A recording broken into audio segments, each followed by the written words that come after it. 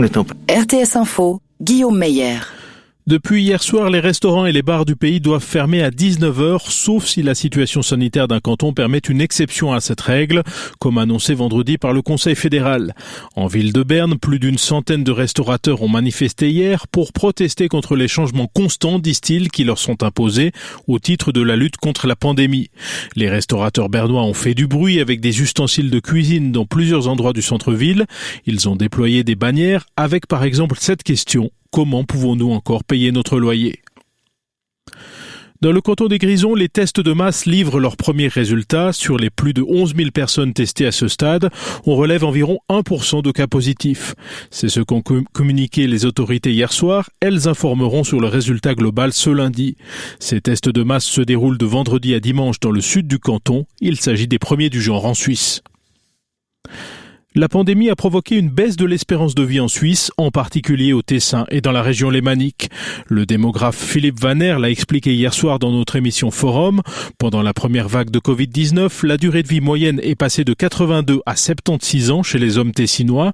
Dans la région lémanique, elle a diminué de 3 ans. Par contre, dans le reste de la Suisse, on n'observe pas de surmortalité. À ce jour, le nombre de morts liés à la pandémie est de l'ordre de 5500 en Suisse. L'Allemagne s'apprête à durcir son confinement face à la hausse du nombre de cas. C'est ce qu'ont déclaré plusieurs sources hier à l'agence Reuters. Les bars et les restaurants sont déjà fermés depuis 6 semaines. Selon ces sources, la chancelière Angela Merkel doit discuter avec les dirigeants des Länder ce dimanche d'une fermeture des commerces en milieu de semaine. Le Programme alimentaire mondial s'inquiète de la situation en Amérique latine. Son directeur dans la région, Miguel Barreto, a rappelé hier que la pandémie et les catastrophes naturelles aggravaient l'insécurité alimentaire. Selon lui, le nombre de personnes touchées est passé de 3,5 à plus de 17 millions.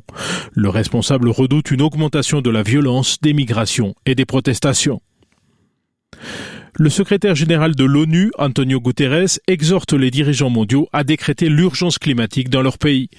Il l'a dit hier en ouverture d'un sommet virtuel sur le climat qui a réuni plus de 70 dirigeants 5 ans après la signature de l'accord de Paris, un accord qui vise à stabiliser le réchauffement en dessous de 2 degrés d'ici à la fin du siècle.